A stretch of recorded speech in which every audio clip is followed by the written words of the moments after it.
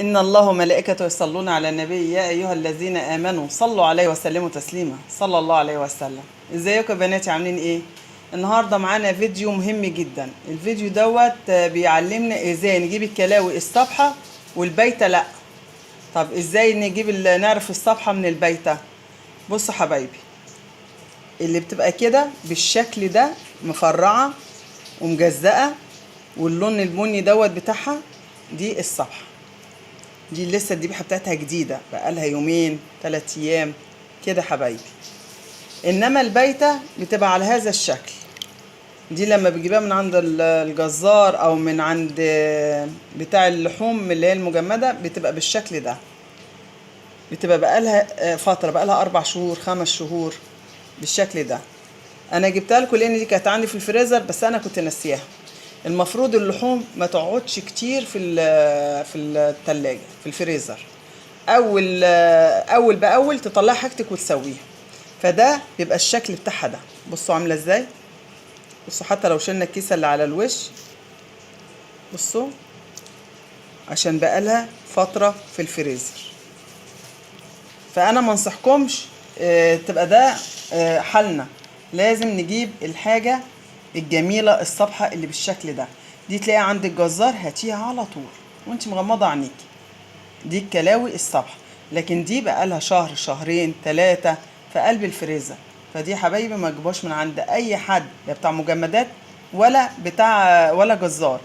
في حاجه كمان عايزه اشيرها لبناتي، ان الحاجات اللي هي عند الناس اللي هي المجمده دي بصراحه ما بقاش في خير في بعض الناس، مش هقول كل الناس.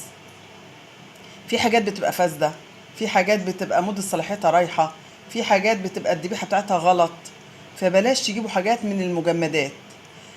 عندنا الفيس ورالنا حاجات كتير. ناس بتخدعنا، بتعمل اللحمه المفرومه بطريقه غلط، بتعمل السوسيس بطريقه غلط. بعض الناس، مش كل الناس يعني، الا من رحم ربي. فيا جماعه علشان خاطري بلاش الحاجات المجمده، خليكوا في الحاجه الصبحه الفريش على طول، يا من عند جزار يا اما من سلخانه. بتبقى الذبيحه لسه طالعه سخنه. فده انضف واحسن لينا بطريقه الصحيه اللي احنا نتكلم فيها. وهنعمل طاجن كلاوي، وهو حاجه بسيطه قوي. الاساس بتاعنا الكلاوي، فلفل الوان، بصل، ثوم، بطاطس. هيكون الطبق ده بقى ايه؟ الاستاذ بتاعنا ده المعلم بتاع الاكله. فلازم ناخد بالنا من كل حاجه فيه علشان ده اللي هيظبط لك الاكل والريحه بتاعته مع التومه. هنقول معانا فلفل اسمر، ملح، حبه البركه طبعا ده صنع النبي صلى الله عليه وسلم لازم نحطها، بهار لحمه، زعتر، روزميري، كمون، بودره بصل، شطه، زعتر، هنا بودره توم، ورق لوري. هنحط الحاجات دي مع بعضينا. تعالوا كده مع بعضينا ونشوف هنبتدي ازاي. نقول بسم الله الرحمن الرحيم، يلا مع بعض.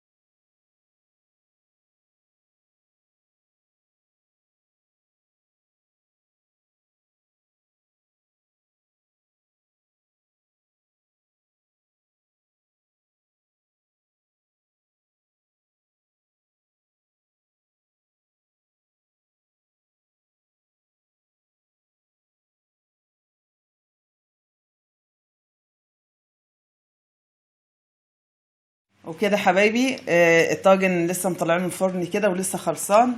كده طاجن كلاوي بالبطاطس. ايه رأيكم؟